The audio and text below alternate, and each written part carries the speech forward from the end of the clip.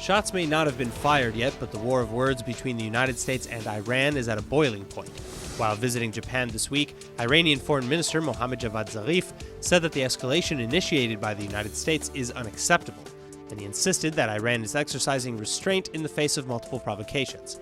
However, the Islamic Republic claims that if a war is waged, it will emerge triumphant against the Israeli-American alliance. And then the country's defense minister, Amir Hatami, added that Iran will defeat the American Zionist front. But how did things deteriorate so quickly?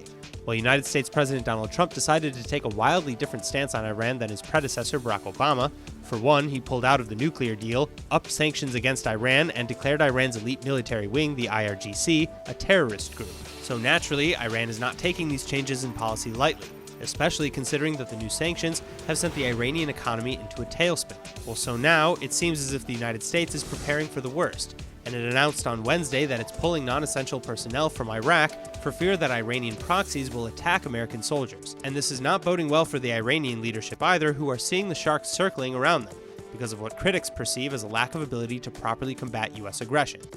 Likewise, the popularity of Iranian President Hassan Rouhani, whose term ends in 2 years, is waning, and opposition members are gearing up to overthrow him in the next election.